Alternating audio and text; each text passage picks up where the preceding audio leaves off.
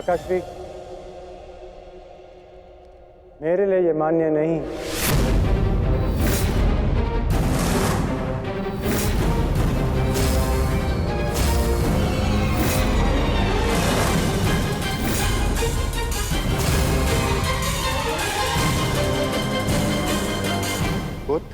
सम्राट, आपका न्याय उचित है, परंतु परीक्षित मुझसे ज्येष्ठ हैं, इसलिए न्याय अनुसार और धर्म अनुसार हस्तिनापुर के सम्राट केवल और केवल परीक्षित ही होने चाहिए।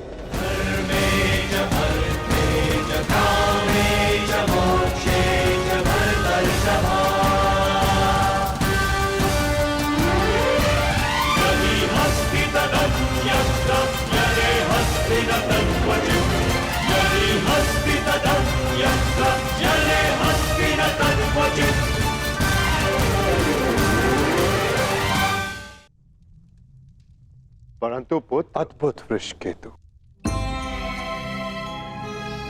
ये त्याग केवल कर्ण पुत्र ही कर सकता है।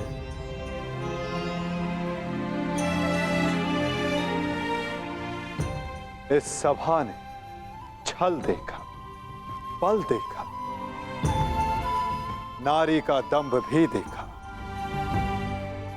और आज बंधु प्रेम और त्याग देख रहा है।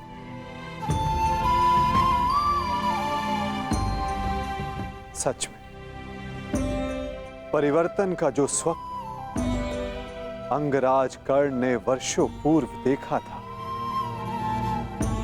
वो परिवर्तन आज दिख रहा है।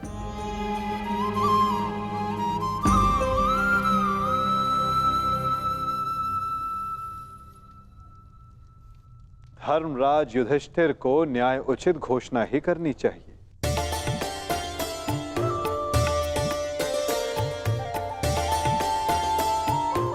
जैसी आपकी आज्ञा माधव।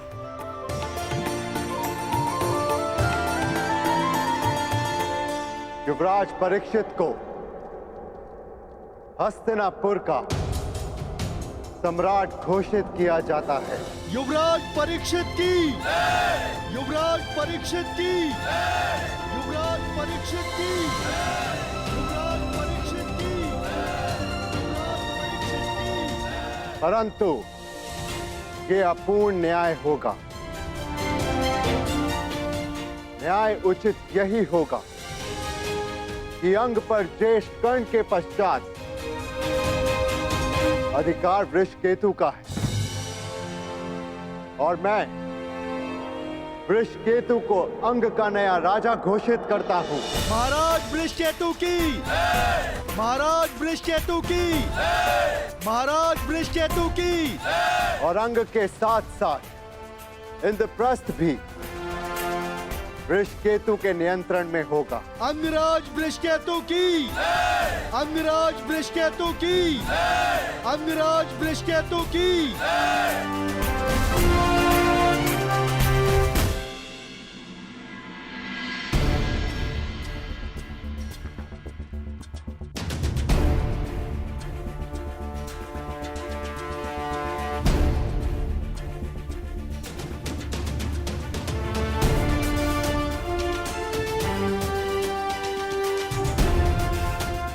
सच हो? मैं तो आरंभ से ही सच हूं।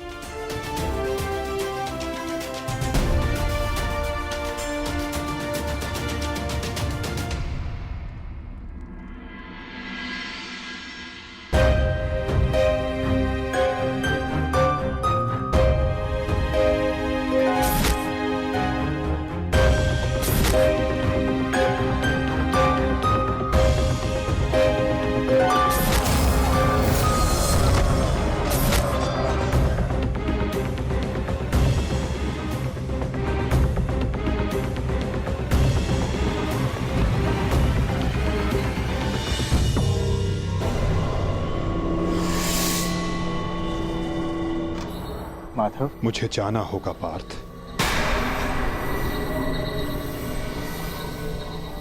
परंतु माधव। नहीं पार्थ, नियति मुझे पुकार रही है।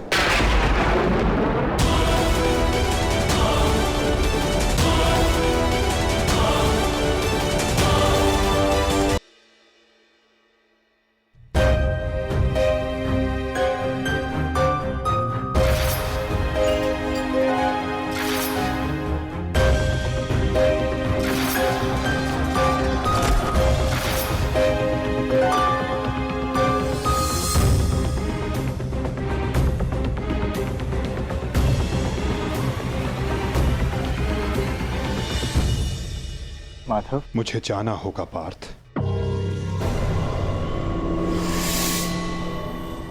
परंतु माधव। नहीं पार्थ, नियति मुझे पुकार रही है।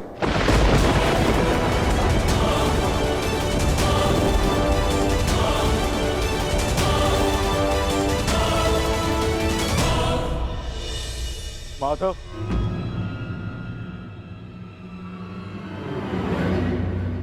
आपने बताया नहीं कि अचानक ऐसा क्या हुआ जो आप जा रहे हैं। प्रथम बार आपके मुख पर यह पीड़ा देख रहा। यही तो जीवन है पार्थ। आनंद के साथ पीड़ा, अंधकार के साथ प्रकाश, उत्थान के साथ पतन और निर्माण के साथ विनाश कहीं ना कहीं जुड़ते ही हैं पार्थ। आज हस्तिनापुर में नया आरंभ हुआ है, परंतु मुझे जाना होगा पार्थ, ताकि मैं एक अंत को, एक विनाश को रोकने का प्रयास कर सकूं।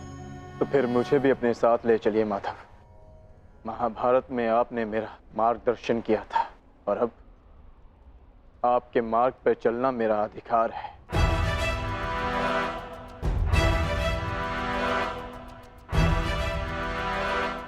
अवश्य पार्थ, ये तुम्हारा अधिकार है, किंतु ये यात्रा केवल मेरी है पार्थ। ये कर्तव्य केवल मेरा है और मुझे इस यात्रा को अकेले ही पूर्ण करना होगा।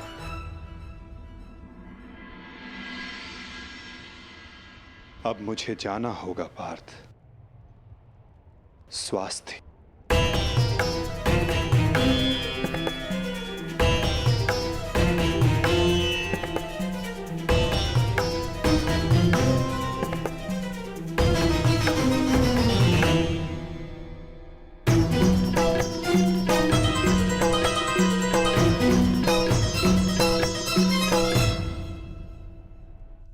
ये क्या कह रहे हो अर्जुन? हाँ ज्येष्ठ, पहली बार मुझे माधव की कोई बात समझ में नहीं आई, परंतु इतना निश्चित है कि कुछ भयावह घटित होने का संकेत दिया उन्होंने मुझे।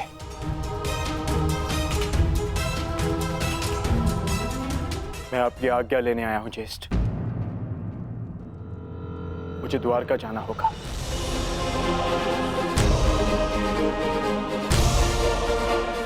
यदि हम माधव के कुछ काम आ सकते हैं, तो इससे अधिक सौभाग्य की बात हमारे लिए और क्या होगी।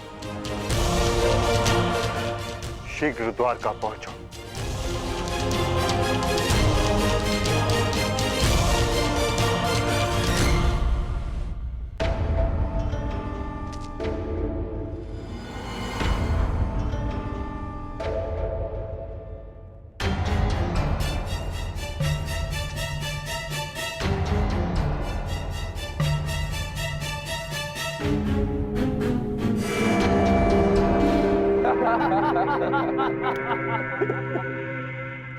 जन्मदिन की बधाई हो मित्र।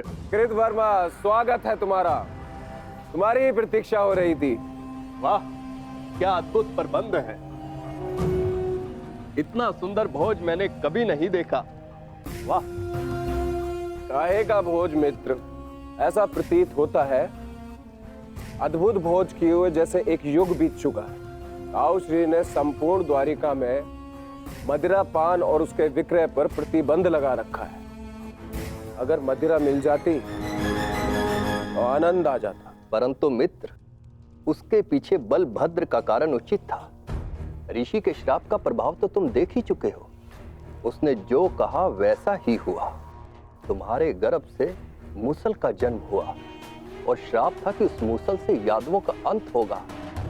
और आज उस श्राप का प्रभाव उस मदिरा पर लगी रोक ने ही रोक रखा है मित्र। कृतवर्मा, प्रतीत होता है कि तुम मेरे पूजनीय पिताश्री के साथ रह रहकर प्रवचन देना सीख गए। वो मूसल नष्ट हो चुका है। ताऊ श्री ने स्वयं उसका चूर्ण बनवाकर सागर में बहा दिया। यदि आज मदिरा मिल जाती तो आनंद ही आ जाता। यदि कुमार आदेश दे तो जन्मदिन की भेंट प्रस्तुत करूं?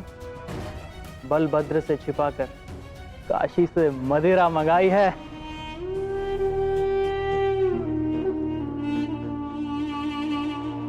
देखा कृतवर्मा, इसको कहते हैं जन्मदिन का उपहार। ये है मेरा सच्चा मित्र। आज मनेगा आनंद उत्सव।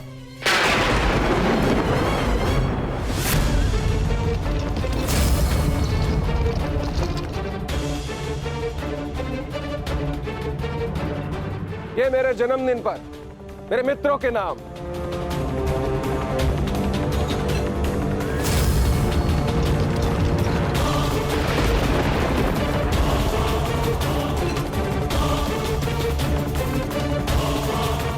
रुक जा यार।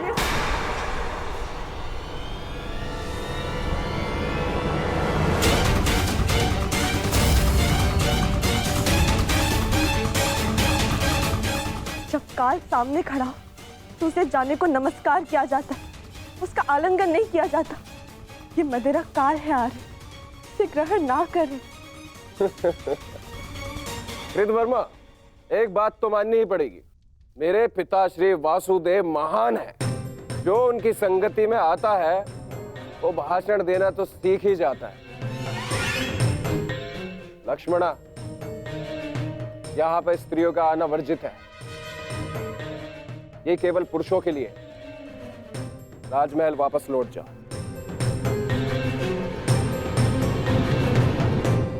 इन पुरुषों में मेरे अर्धांग भी है आर्य, जो स्वयं ही काल के गाल में जाने के लिए प्रस्तुत हो रहे, परंतु मैं ऐसा नहीं होने दे सकती।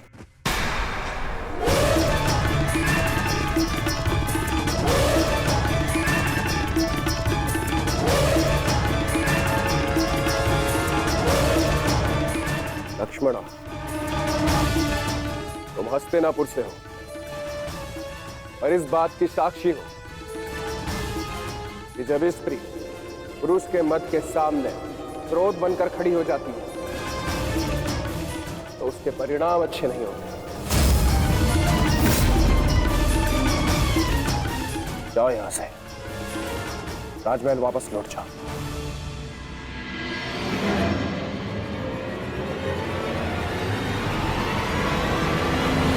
मैंने कहा राजमहल वापस जाओ।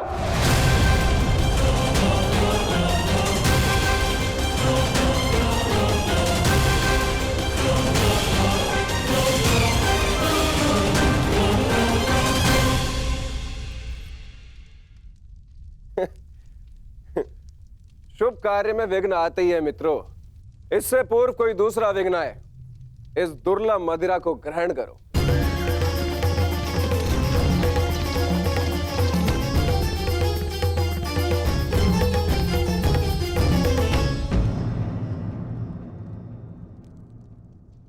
लक्ष्मणा, तुम अपने अश्रु मुझसे नहीं छुपा सकती हो। क्या हुआ पुत्री? क्या सामने तुमसे कुछ कहा? यदि वो कुछ कह देते तो मैं सह लेती ज्येष्ठ पिताजी। तो वो जो करने जा रहे, वर्षों पूर्व साधु ने जो श्राप दिया था पूर्ण होने जा रहा है पिताजी। यादवों का विनाश रोकिए।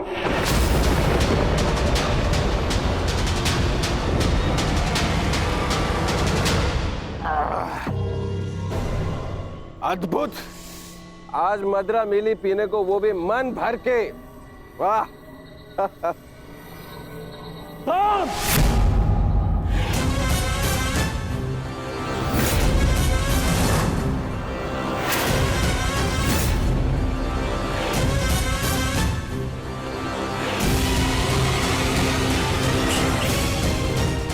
मैंने मद्यपान निषेध किया था। द्वारका के अंदर मदिरा लाने का साहस कैसे किया तुमने साम? तुम युवराज हो, द्वारका के अगले राजा। तुम्हें ये सब शोभा नहीं देता है।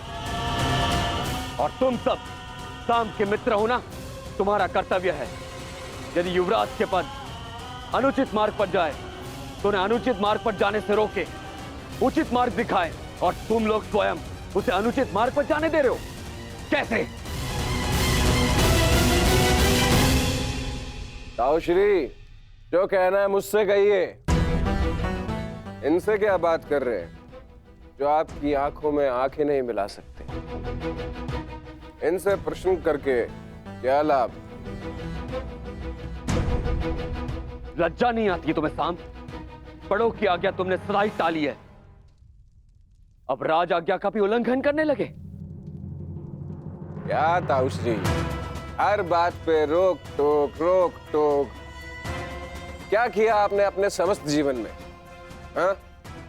दूध पिया और माखन खाया। ताऊश्री, अरे ताऊश्री, मदिरा तो चक्कर देखिए, जीवन का वास्तविक आनंद तो इसमें है।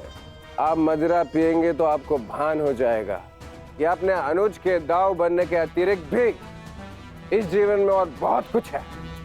बड़े होकर जन्म लिया आपने, मदिरा पीजिए, अपने बड़े होने के पद का और उसकी शक्ति का भी भान हो जाएगा आपको। लीजिए। साम,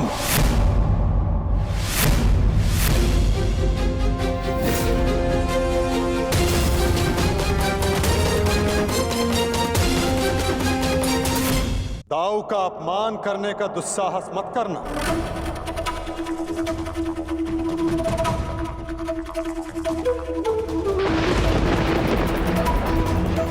परिहास और उपहास में अंतर होता है साम। परिहास संग में उपस्थित सबको आनंद देता है और उपहास किसी एक को पीड़ा देता है। और तुम्हारा उपहास इस समय जिनको पीड़ा दे रहा है वो मेरे ज्येष्ठ भ्राता है, मेरे दाऊ है साम।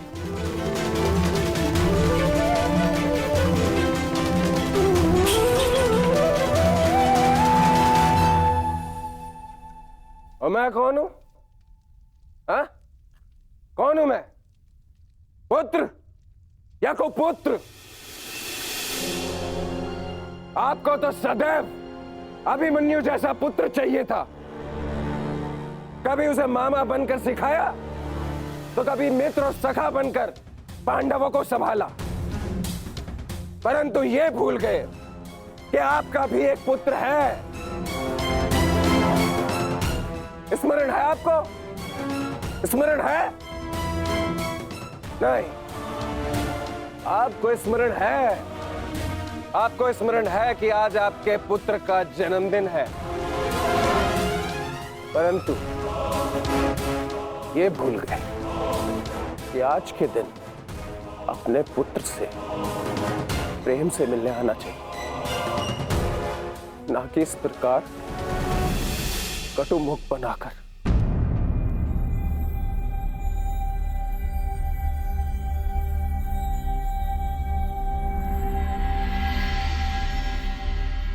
यह उत्सव संपन्न हुआ, आप सब जाओ यहां से। कोई नहीं जाएगा। यह उत्सव मैंने रखा है और यह कब संपन्न होगा इसे मैं निर्धारित करूंगा।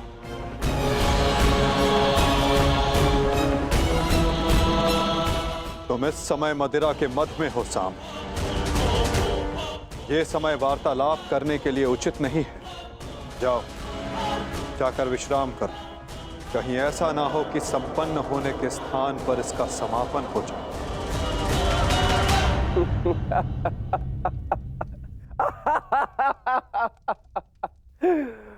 मद में तो अंधे आप भी है वासुदेव। महाभारत की विजय का मद अभी आपके सर से उतरा नहीं है वासुदेव।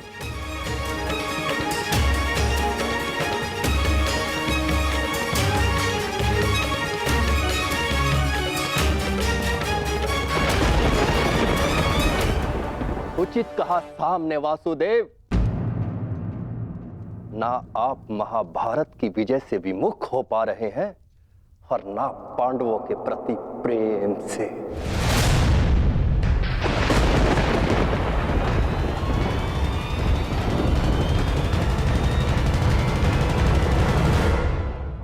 पांडवों से इतना प्रेम था आपको कि अपने ही यादव कुल का ध्वंस कर बैठे।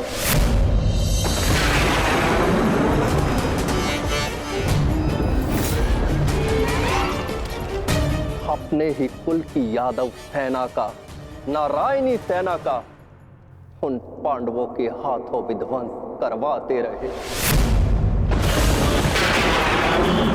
और उस अर्जुन को गीता का ज्ञान दिया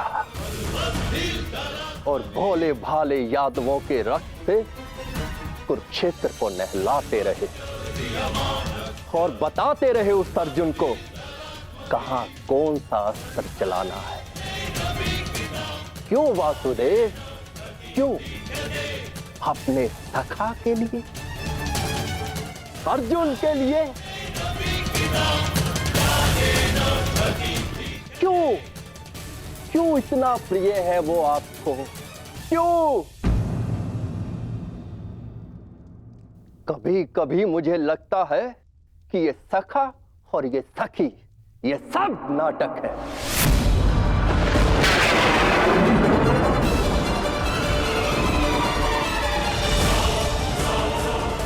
प्रतीत होता है जैसे पंचाली के छठे पति आप स्वयं हैं।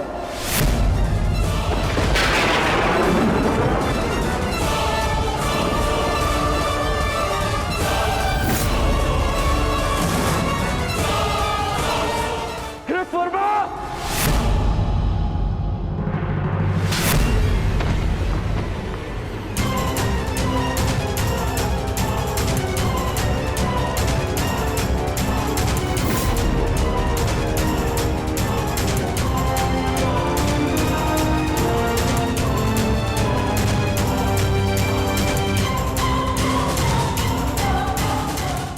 ध्यान रहे, महाभारत इसलिए हुई थी कि एक निर्दोष स्त्री पर लांछन लगाया गया था। यदि कान्हा के चरित्र के विषय में किसी ने भी अपशब्द कहा तो इसी क्षण और एक महाभारत का आह्वान कर बैठूंगा मैं।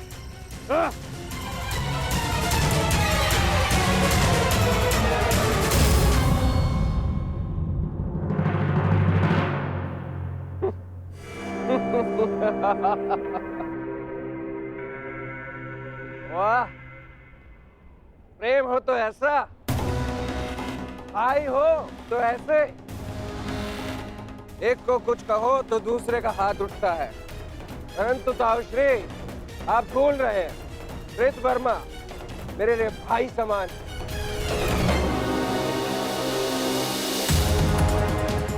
एक तो आप मेरे जन्मदिन पर बिना आमंत्रण के यहां पहुंचे और दूसरा मेरे मित्र पर आपने हाथ उठाया।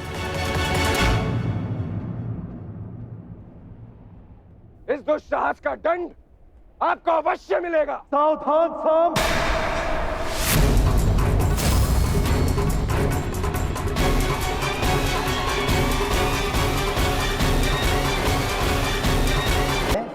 जैसे पंचाली के छठे पति आप स्वयं हैं।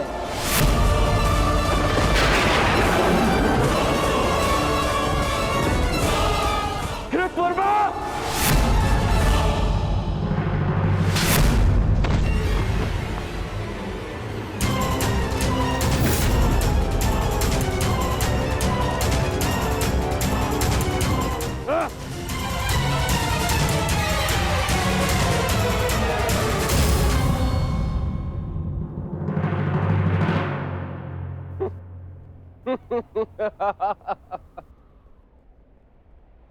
एक तो आप मेरे जन्मदिन पर बिना आमंत्रण के यहां पहुंचे और दूसरा मेरे मित्र पर आपने हाथ उठाए।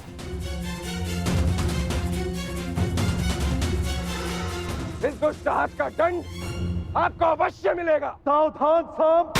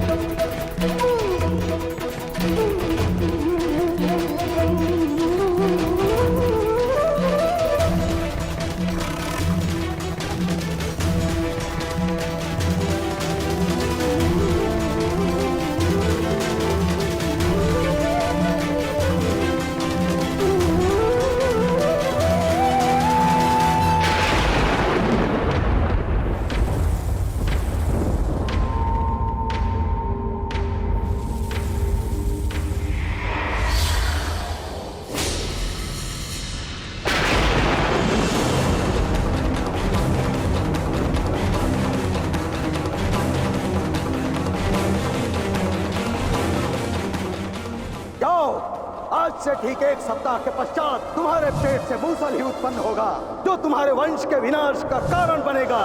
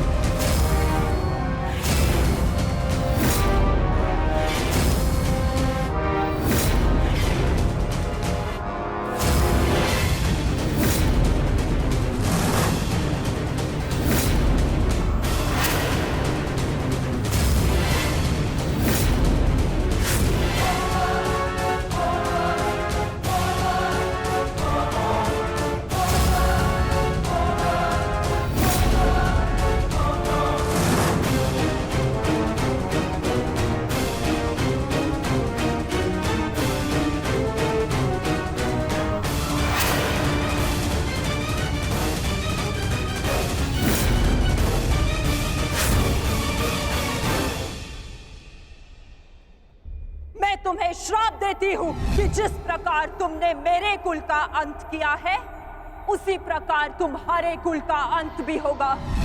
तुम्हारा कुल भी ऐसे ही आपस में लड़कर नष्ट हो जाएगा।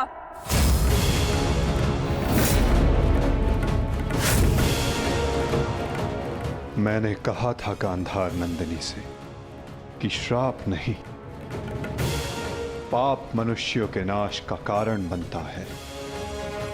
आज यादवों के पाप उनके नाश का कारण बनेंगे।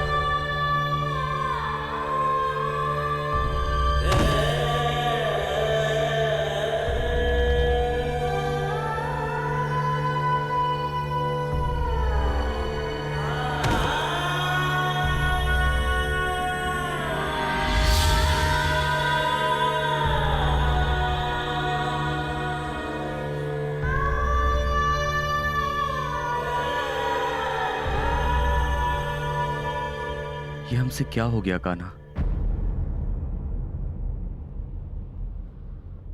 हमने अपने ही कुल का नाश कर दिया। नहीं दाऊ, मनुष्य का विनाश उसके पाप कर्मों से होता है। यही नियति है। और यादवों ने अपनी नियति स्वयं चुनी। जब जब मनुष्य अपने भीतर मद, दांभ और क्रोध को जगाएगा, तब तब वो ऐसे ही भूमि पर सो जाएगा।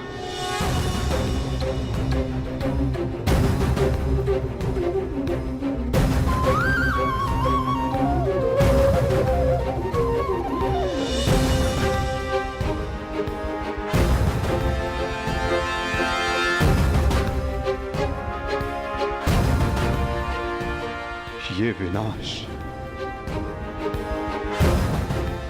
संसार के लिए एक उदाहरण होगा कि मद से उपजित क्रोध सदैव अपना और अपनों का सर्वनाश करता है। दाऊ, माता गांधारी का श्राप और यादवों के पाप ने दोनों ने मिलकर सब समाप्त कर दिया दाऊ। किंतु इन सब का अर्थ क्या है कान्हा?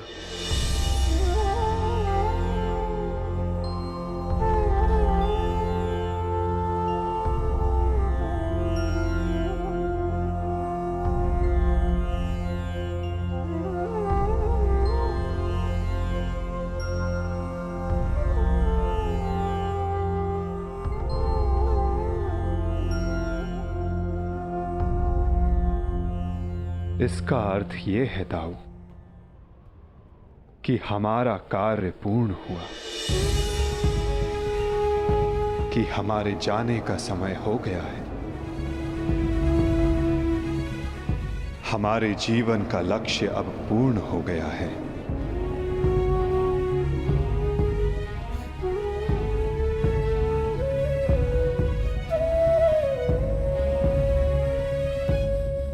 जब अंत आ रहा है तो प्रारंभ से हो। प्रारंभ से ही मैं श्री हरि का सेवक रहा हूं, तो अंत भी उनके चरणों में ही हो।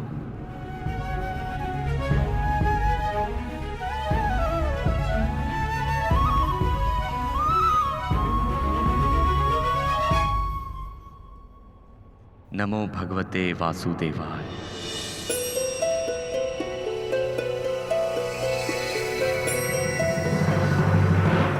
अंत आ रहा है तो प्रारंभ से हो। प्रारंभ से ही मैं श्री हरि का सेवक रहा हूं, तो अंत भी उनके चरणों में ही हो।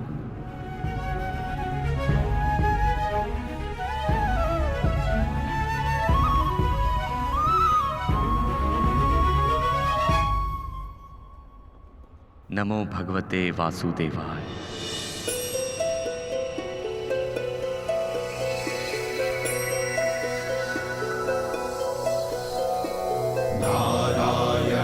नमस्कृत्य नरं चैव नरोत्तमं देवीं सरस्वतीं व्यासं ततो जयम् उदीरयेत्।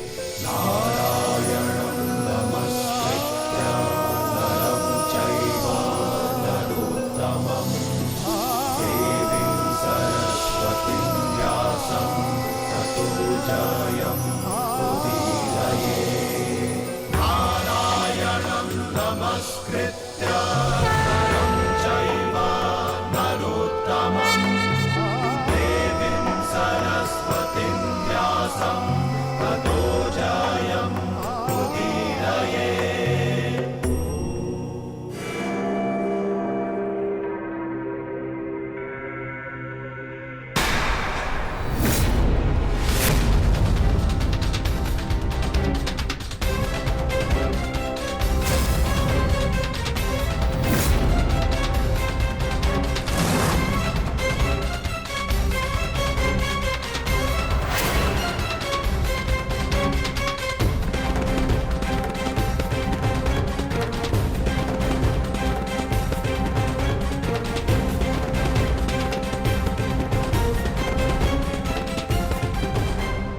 ईश्वर, ये कैसा नरसंहार है? कहीं माधव इसी अंत की बात तो नहीं कर रहे थे? परंतु माधव है कहां? माधव कहां हैं आप?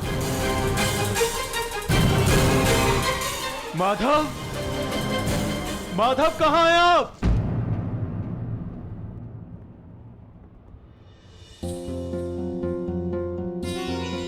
ये तो